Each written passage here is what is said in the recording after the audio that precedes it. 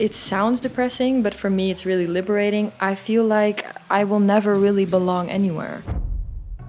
I'm a model. I'm a model. I am a model. I'm a model. I'm a model. I'm a model.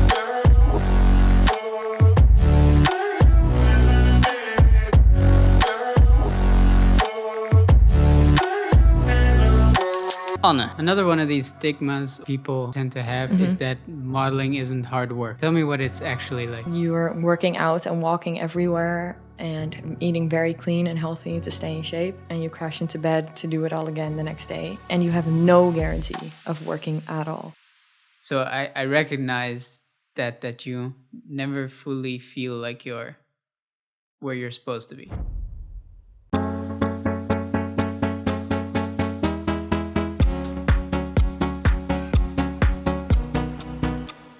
Anne, Hi.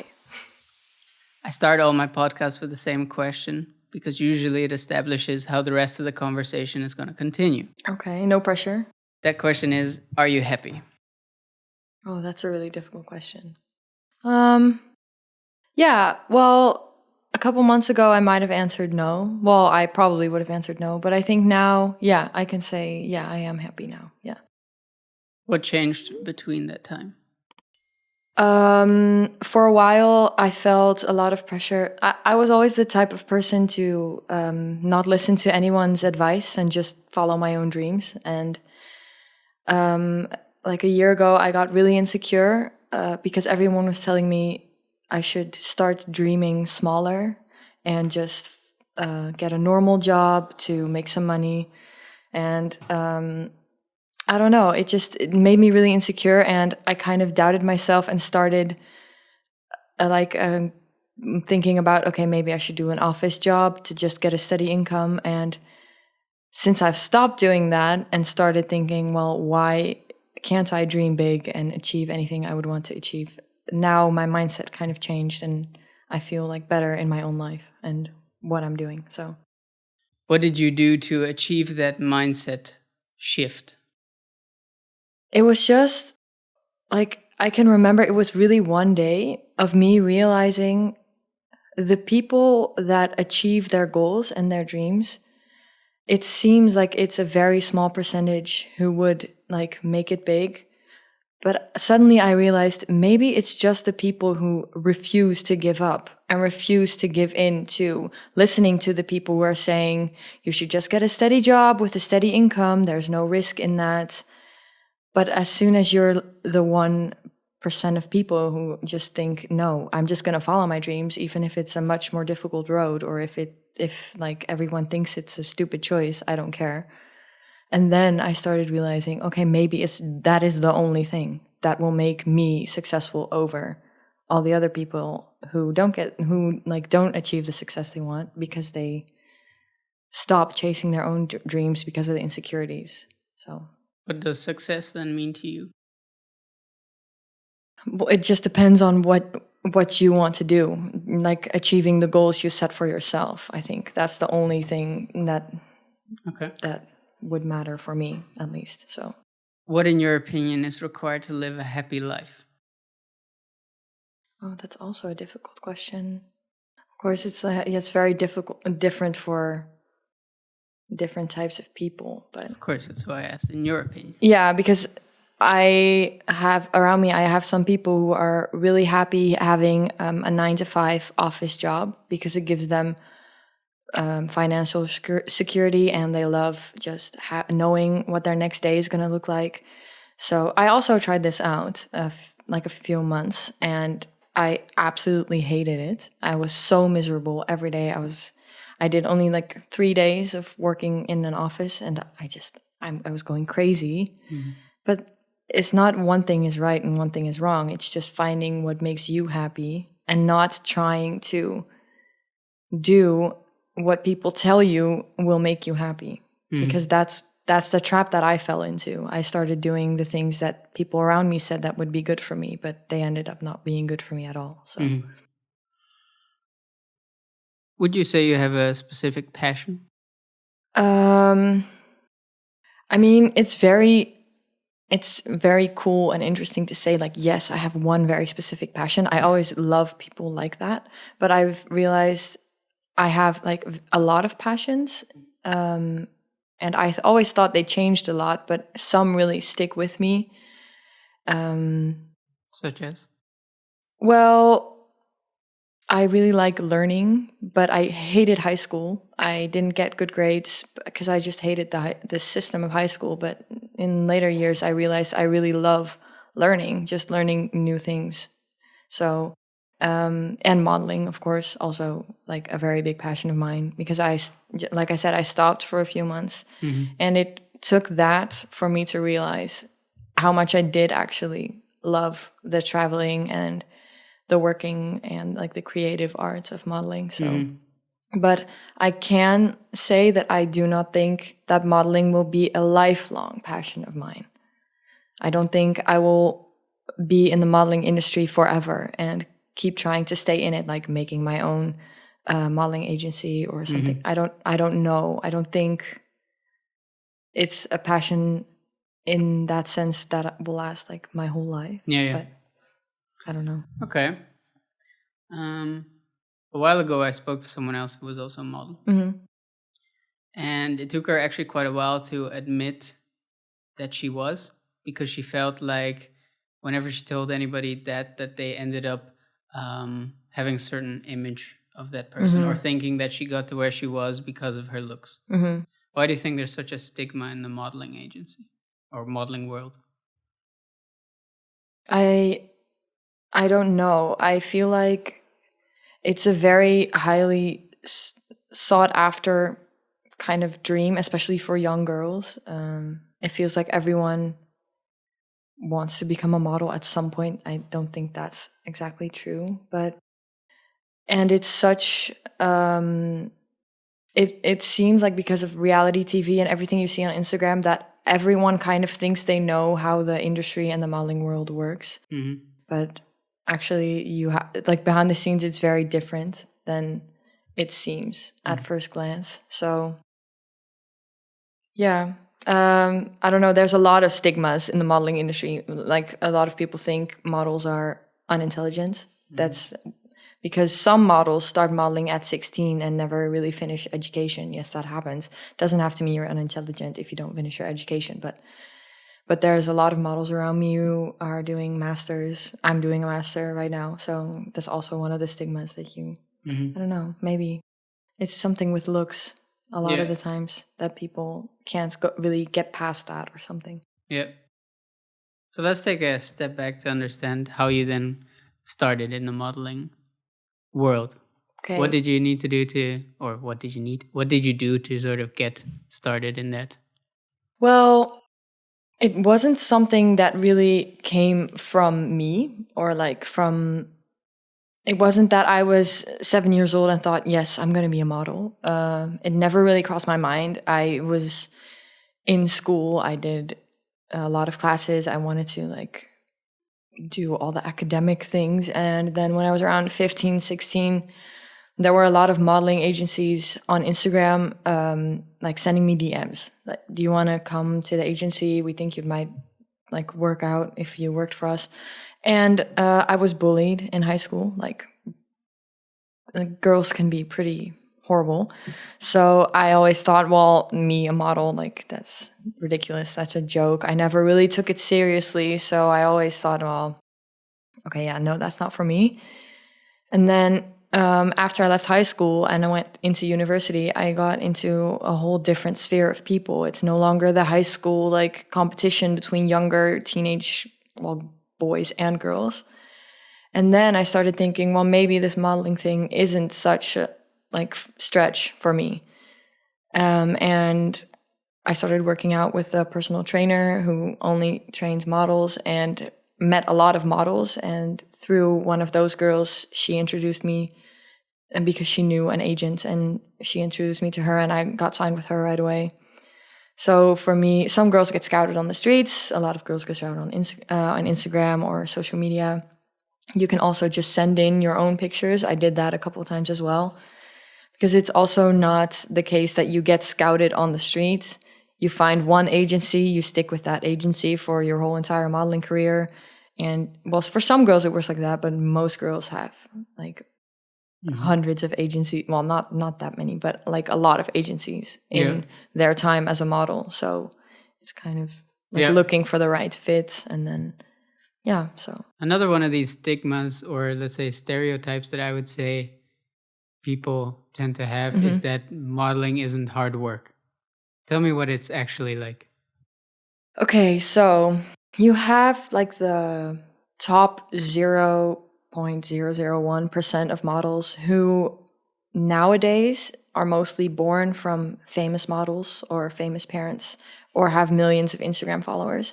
And they also work very hard, but they make a lot of money and they don't have to do like the grueling work that the other models have to do, which is also what I do. And that is, you get sent, for example, Fashion Week is like the best example of this because it's horrible.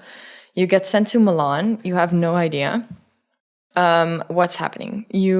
I was stuck in, like, they put me in a model apartment with 14 girls and I think 2 or 3 bathrooms. And we had like 10 castings every day. Castings are like job interviews, so that you don't get paid for this. So there's a few weeks of you going through the whole city of Milan, waiting in line outside in the summer in the heat, burning heat, or in the winter in the cold outside for like 3 hours until there's a table of a few people lined up and you get a couple of seconds to walk up and down. And then they say thank you and you can go. And in some cases, they're just looking at their phone and they're like, thank you, and you can go. So, and sometimes you feel horrible after one of those castings, but you still have to keep going to the next one because one of them might be your big break and might be the reason why you walk a show. And then you have the aspect of, okay, you're in Milan, you might want to go and eat like, oh, I'm going to eat some pizza. No, because you have to stay in shape. You have to have the exact model measurements. They're very strict about this. It's also kind of thought that now it's easier to work as a model if you're like more plus size or curvy. It's not for most girls. So you're working out and walking everywhere and eating very clean and healthy to stay in shape. So at the end of the day, you're just completely dead and you crash into bed to do it all again the next day. And you have no guarantee of working at all. The case for a lot of girls is doing this for a few weeks and then going home without any money or any shows or anything at all. So it's just, you have to keep going or find the motivation to keep going even while you're not really reaping any rewards sometimes. So there's 2 points in there. Sorry. There's 2 points in there. First, that interests me is the part about going to these casting shows and basically not getting the part. How does a person deal with that repetitive rejection? Does that affect you still at all? Or? Yeah, it affects, I think, almost every girl. And that's also the reason why a lot of girls quit.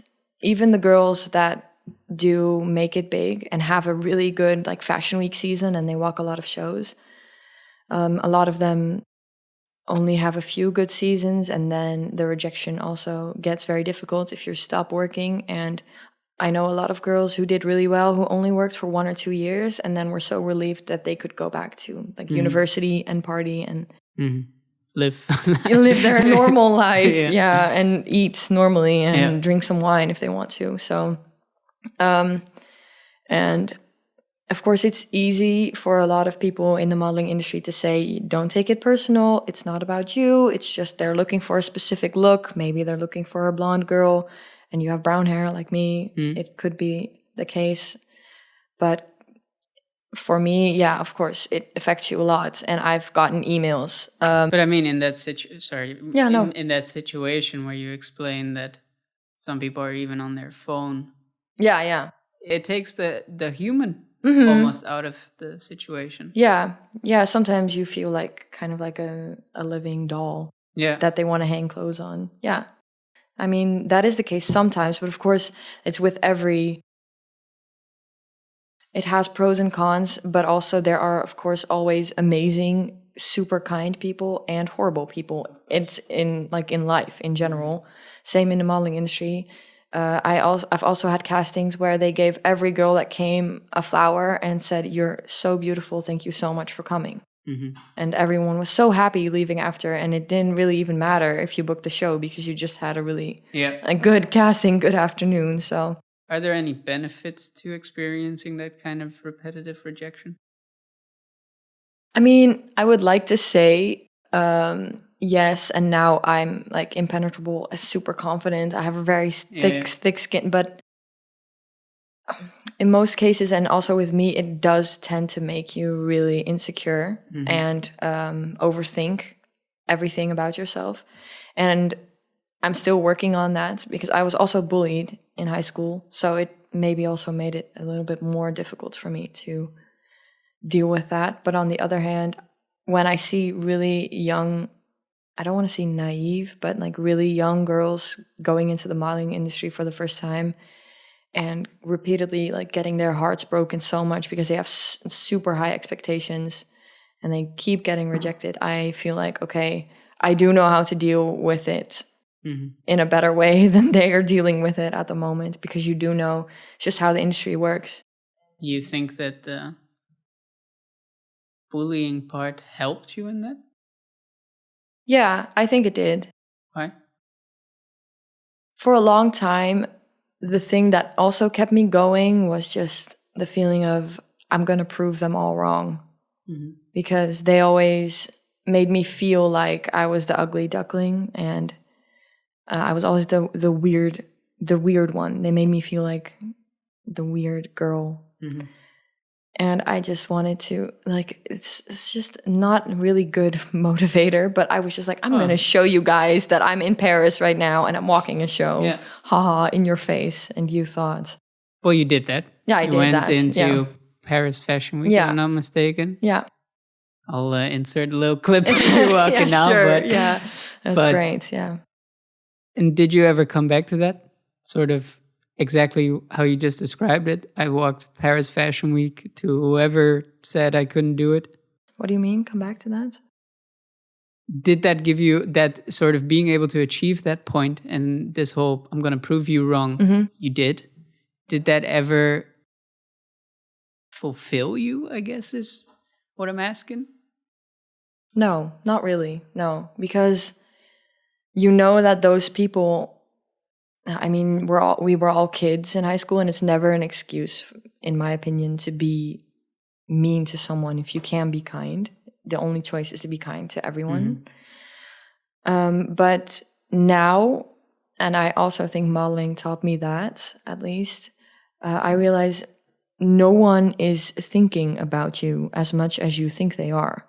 People don't lie awake at night in their bed thinking, oh, well, yeah, she said something really silly, or the things you're thinking. Or no one's going to lie in bed, my bullies in high school, and thinking, oh, yeah, but she did walk a fashion show, and I always told her she had a unibrow and she should shave her eyebrow. You know, it doesn't work like that. So, no, it doesn't fulfill me because they don't care about me, and that's okay. Because I don't really care about them either anymore. And when I realized that, I could kind of let it go. And move on. Yeah. The second part in what you said was about the eating habits. Yeah. And this is another very well-known part of the... I remember watching one of your stories once in which you spoke about the fact that I believe you traveled to New York for casting, I guess, then as well. Yeah. And that you were what? Like a few grams too... Well, it was actually, I went there to meet an agency, and they said they were really excited about me and they really wanted to meet me, and they were already kind of sure they wanted to sign me. And then I went there and they emailed my mother agency and they said, could you send her back in different jeans because the outfit she wore made her look like she gained weight.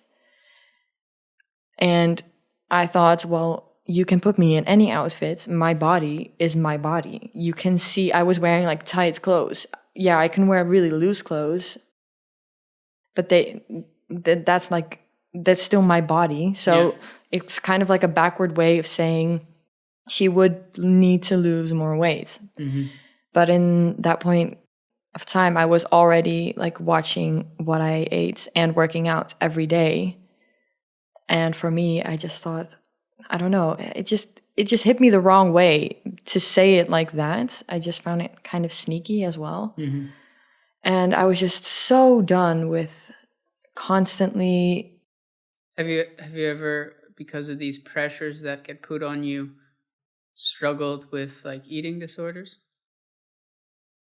It's such a controversial topic within the modeling industry because the modeling industry you want to be a good, easy model to work with, and you don't want to be difficult.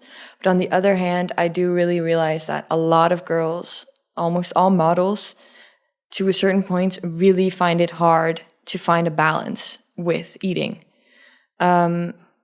So, of course, an eating disorder is like a diagnosis you get, and you never really know if you have that unless you go to a doctor to get diagnosed. Yeah. But I think a lot of models, for a lot of their like career, struggle to find a good balance between looking good and eating in a normal way. Because of course there are also girls that want to be models who just don't have the right body shape, but they still just starve themselves to make it work.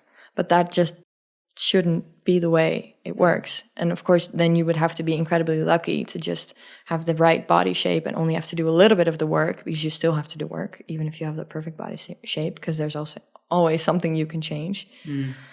So yeah, I think there's a lot of models who find it very hard to like figure out a good balance. So it's interesting that you say there's always something you can change. Yeah.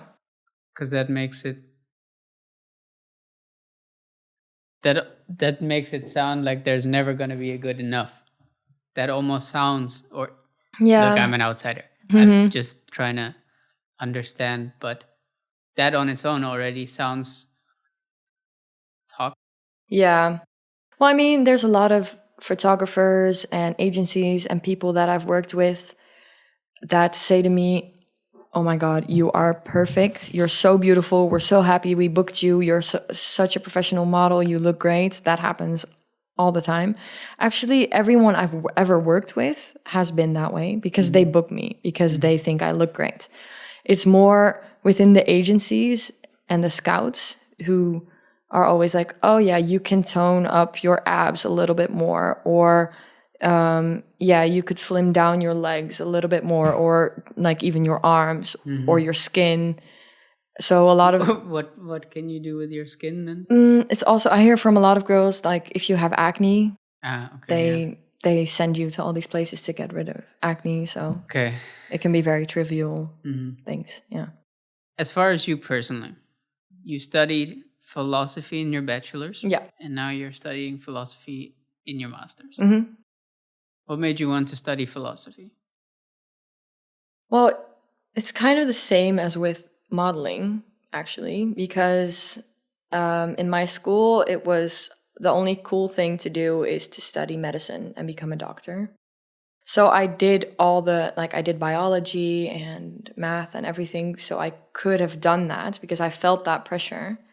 But the only class in high school that I absolutely loved was philosophy. And everyone kept telling me, okay, but you can be a philosopher, but you can't be like a professional philosopher and make money from it. So the counselors and everyone at school was like, are you sure? It's like really useless to do that.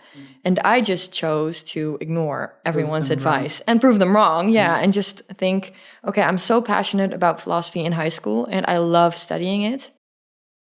So why would I do something that I don't want to study and that I don't want to be a doctor? I figured that out. So Yeah. Why would I study medicine? I'm just going to study something that I love, and then I can make sure I will finish my bachelor's, not drop out because I hate it. And then at least I have a bachelor's degree in something I love. And I don't know what's going to happen tomorrow. Nobody knows. So you can tell me, yeah, you're not going to make any money with this, but yeah, that's never been my driving force. So I just chose to ignore, well, not everyone, but everyone at school. I chose to ignore everyone at school telling me, why are you doing this? So it sounds then like this experience that you had to endure when you were bullied, as if that has almost shaped the rest of your life. Yeah. Well, of course. Yeah, it has. Yeah. Would you go as far as saying that then was a good thing, or at least to, it's never a good thing, obviously, but it has shaped you in a very clear way, and whether that is modeling or whether that is now following philosophy. And I think also, from what I understood from at the start, your general drive to do something that makes you happy. I wonder if that wouldn't have happened if... Yeah, because when I was in high school, I just in the middle of my high school career, I was like, I'm gonna change my whole personality, my whole style, because I'm so done with being the only weird person here and everyone laughing at me and thinking I'm crazy. Yeah. So I'm just gonna wear what everyone else wears, say I like what everyone else likes, and it didn't work. They still bullied me. I was still the weird one and the, how do you say, black sheep out. Yeah. So I think maybe that was what made me believe, okay, well, I'm always going to be the weird one, and that's okay. So why would I listen to what everyone else says? I'm just going to follow my own path and let everyone think it's weird, but it's just me or what I wanted. Where was this whole bullying process? Was that while you were in the States, or? No, was in the Netherlands. Yeah. I feel like in the States, I was in elementary school, and everyone thought it was really cool that I was from the Netherlands, and people in general are exotic. Yeah. But in the Netherlands, it was like, oh, she thinks she's an American, and she fakes her American accent, and she thinks she's so cool because of that. While I can't help it that I lived there, like. Yeah. So yeah, no, it's very familiar, but I mean. Yeah. I was in the UK. In the UK, I was the foreigner, at least. And then coming back, I wouldn't go as far as saying I was bullied. That's too extreme. But I also didn't fit in there either. And so I recognize that you never fully feel like you're where you're supposed to be. Yeah. Do you struggle with that as well? Would you say you have that identity crisis now still? Trying to figure out where you belong? No, because it sounds depressing, but for me it's really liberating. I feel like I will never really belong anywhere. But I don't know, but I don't want to, or I don't have to. It's fine.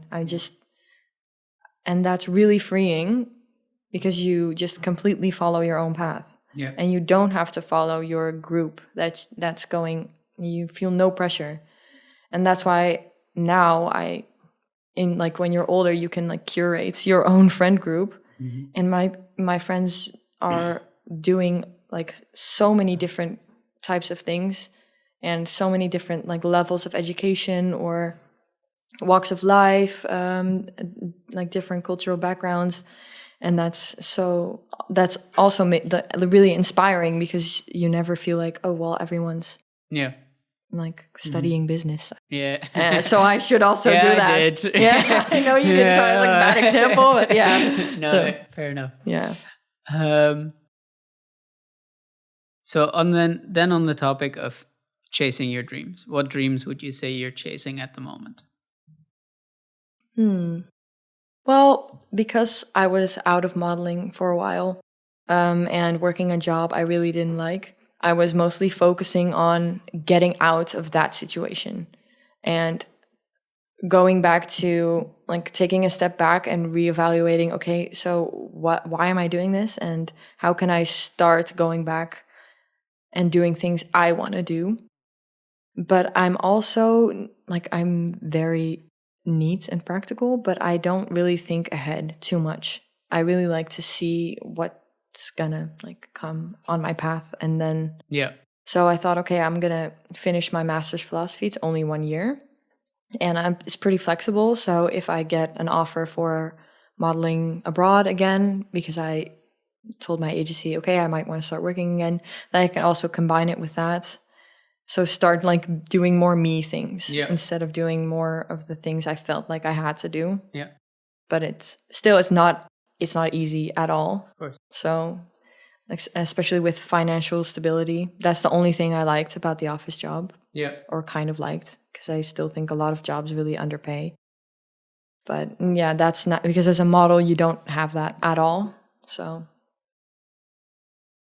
I think one of the main reasons why I started this podcast is not only to help myself, but to also help other people almost overcome their fears. And I think one of the main fears is that you end up regretting if you try something and it fails. So do you think there are, from what you can see, at least in your experiences, downsides to chasing your passion? Well, you said that, but I remember, I don't know where I read it, but I think you only regret the things you didn't do. And I also, looking back, I never really regret the things I did do. So, no, because I also think maybe if you have super strict goals for yourself and you fail in those goals, yes, it's difficult. But for me, I feel like everything I do chasing my dreams brings me closer, maybe not to my goals, but to who I am as a person and what I want out of life and what my values are. But also, like I said, I have this new found passion for thinking and believing. If I am the only one that refuses to give up, then I refuse to believe that I will fail. Yeah. Because I will just not give up. Yeah. So why would I fail? So, but maybe that's a bit naive. But I just really believed that. Like, okay, if you just keep going and never give up, then. I mean, there's a thin line between naive and, I guess, self-confident. Yeah. And from what I've seen so far, at least, that mindset plays a huge role. Mm-hmm. The reason why I also partly ask about the downsides is because I'm trying to understand its relationship to what it has on your happiness. Yeah. One of the other things is that things such as social media will make you believe that every second person has to start a company. Yeah. For example. Yeah. And often a lot of people end up getting involved in these thoughts that they think they want from themselves, when in reality, some people are more than fine with having the office life, for example, or having the easier things. Mm-hmm. So would you then also say, in chasing your dreams, in regardless of whether it fails or whether it's successful, that chasing, that pursuit contributes to your general happiness as well?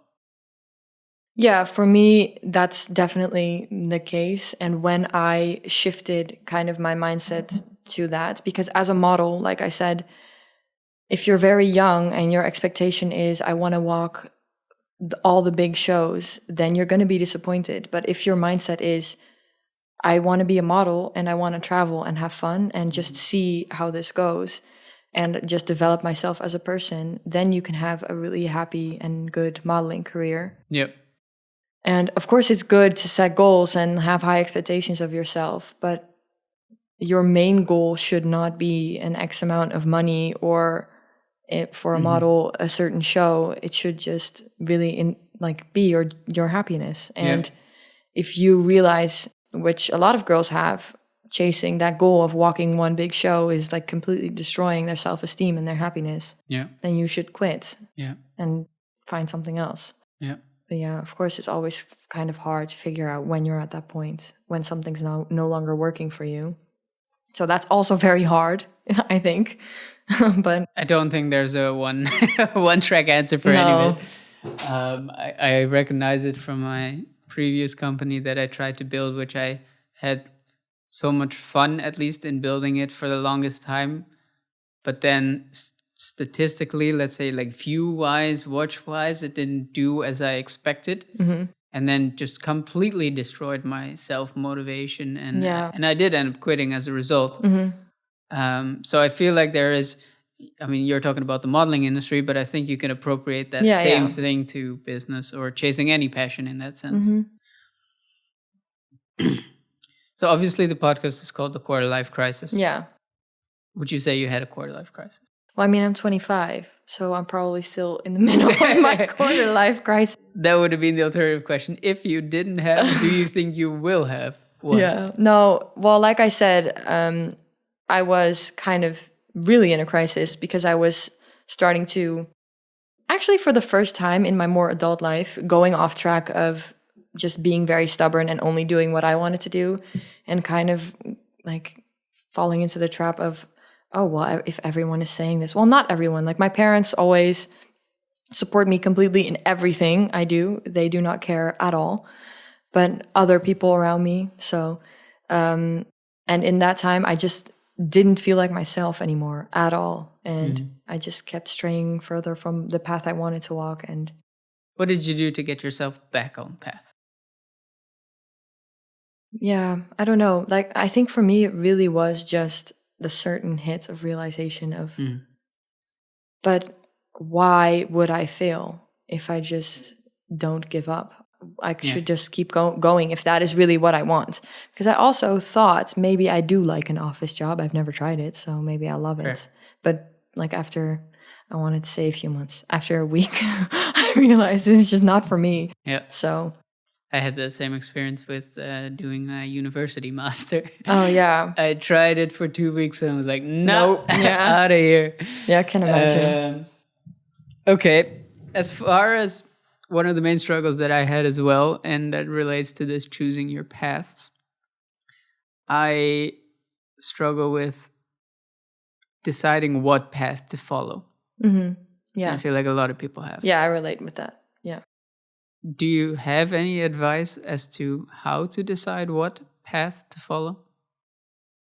Well, for me, because I'm studying philosophy right now, I'm also still like with one foot in the modeling industry, but also still looking towards the future or anything else that might come my way, because I have other passions and other dreams. Also because modeling is usually not something you can do until you're 40, 50. Yep. So like I said, I really feel like you should do what brings you joy. And of course, you're going to have days where, maybe even weeks, where what you're doing is so annoying and really, it's not always going to be fun.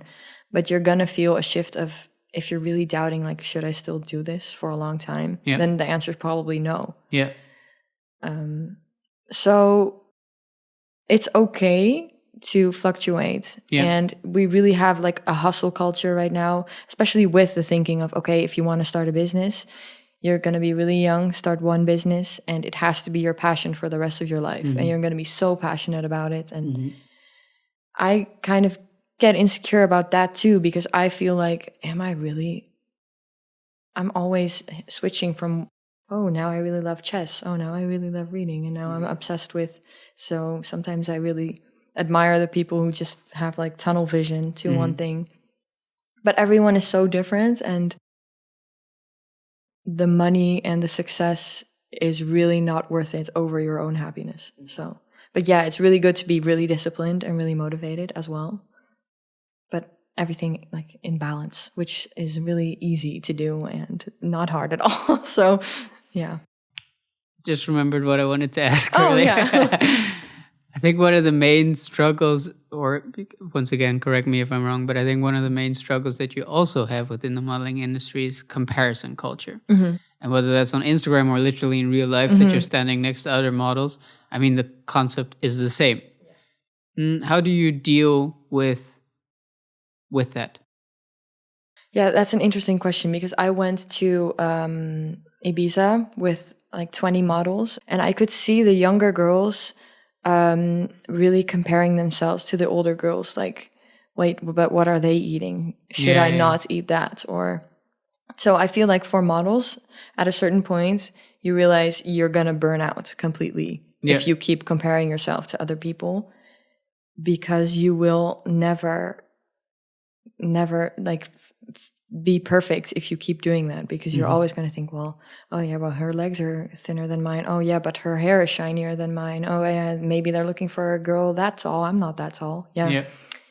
So, I mean, yeah, and also with Instagram, it's hard because it's everyone's highlight reel. They're only going to post pictures where they look beautiful or moments where they feel good. So it's just, I don't know, case of be realistic about you're doing this, but other people are also doing that to you and looking at you and thinking, oh, well, I didn't start a podcast when I was 25. Like, am I missing out? People are insecure about you as well as the other way around. Yeah. So, and it's especially hard when you're younger, I feel like, because you're always feeling like other people are doing better than you are. But there's no such thing as better, because everyone is just doing their own thing in their own time. Well, it's exactly that part that I think I enjoyed talking about almost the most, because showing that it's all sides, right? So exactly like the example you meant, I got a few comments now, oh, podcast must be living the amazing life. And the reality is, for the past 3 weeks, I've been sitting at home 7 days a week, editing posts, content to go up next week. And yes, this week I get to meet you and a bunch of other people and have fun and social events and stuff. But the reality is that 80% of my time is still spent behind a laptop editing. You know, and it goes the same for modeling, of course. Exactly, yeah, you walk that one show, but it's not like you just showed up and were like, hey, here I am. Yeah. You know? Let's go. Put me on the catwalk. Yeah. Right? It's the brutal hours of workout and eating healthy all the time and probably saying no to social events and stuff. Yeah. Right? It's that part that doesn't get spoken about enough, that should be more. And whether that is podcasting, business, modeling, filmmaking, I don't care. But yeah, got very, very passionate about that for a second. But no, I completely understand what you mean. Yeah. It's even not even with the small moments, but even with the years of someone's life. Like a very successful, very rich businessman in his 50s, maybe he spent literally like 40, 50 years really struggling to get where he is. Yeah. But you kind of gloss over that. Or on the verge of bankruptcy. Right, yeah. So that's why it's also important to feel like don't give up. Because if you give up in a low, most people who are very successful probably went through that low, but kept going. Yeah. And that's why they got where they are today. Because for 99% of people, life is really difficult, or they experience hard things. But you just have to try to keep going. Already have my last question, and that is, what does the future hold for Anna? Well, that's also a hard question, because I just told you I never really think too much in terms of, okay, these are really goals I really want to achieve. So I don't know. I hope something... Wait, no, I'm going to say something beautiful because I'm speaking it into existence. I think now that I realized I'm just the type of person who refuses to listen to anyone and refuses to give up. And I know I'm pretty disciplined and motivated. I think I can achieve anything I want to achieve. And I'm just going to keep saying that to make it true. So, yeah, I think good things. Really enjoyed this conversation. Yeah, thank you. Me too. Thank you for your time.